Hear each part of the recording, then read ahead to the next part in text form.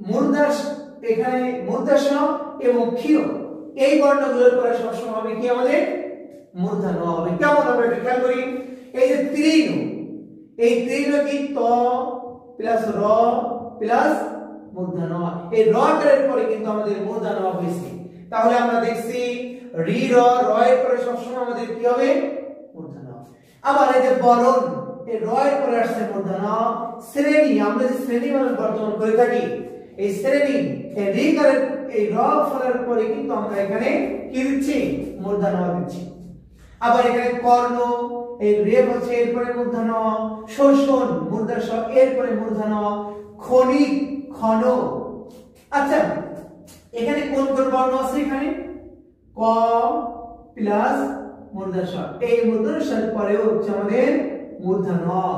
তাহলে আমরা প্রথম রুল করছি রি র রেফ, রি র রেফ এবং মূর্ধন্য এবং ক্ষীয় এই শব্দগুলোর পরে সবসময় আমরা বলি মূর্ধন্য হবে। কেমন তৃণ বরণ শ্রেণী কর্ণ শোষণ ক্ষণ এই সবগুলোতে আমরা বলছি কি মূর্ধন্য হবে। এটা কি নত্য বিধান,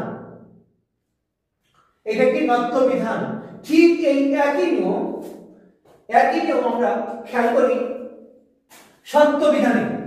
সত্য বিধানে কি বলছি আমরা এই রি র রে এবং এই সবগুলোর পরে হবে মূর্ধন্য। তাহলে একই নিয়ম, যদি রি র পরে দন্ত মূর্ধন্য হয় তাহলে মূর্ধন্য হবে, আর যদি দন্ত না মূর্ধন্য হয় তাহলে আমাদের সবসময় কি মূর্ধন্য হবে। কেমন যদি আমরা খেয়াল করি কৃষক রি কার আছে এরপরে কিন্তু মূর্ধন্য, এই যে রেফ এই রেফের পরে কি মূর্ধন্য। তাহলে আমরা কি বুঝতে পেলাম রি র রেফ ক্ষীয় এই শব্দগুলো যদি থাকে এরপরে সবসময় হবে আমাদের মূর্ধন্য, এবং যদি দন্ত মূর্ধন্য হিসেবে কিছু হয় তাহলে হবে মূর্ধন্য। এরপরে আমরা দ্বিতীয় রুল আমরা আসবো। একই জিনিস আমরা তাহলে বুঝছি রি র পরে যদি দন্ত মূর্ধন্য যদি আসে তাহলে হবে আমাদের কি মূর্ধন্য।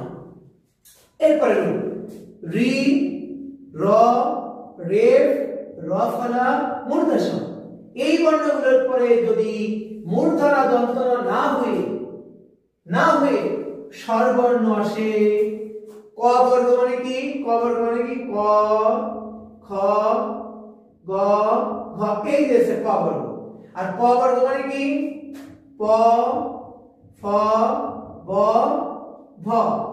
তাহলে আমরা তো বুঝেছি রি র পরে কিন্তু আমরা দন্ত মূর্ধন্য আসলে কিন্তু মূর্ধন্য দেব। যদি রি র পরে এই বর্ণ না আসে না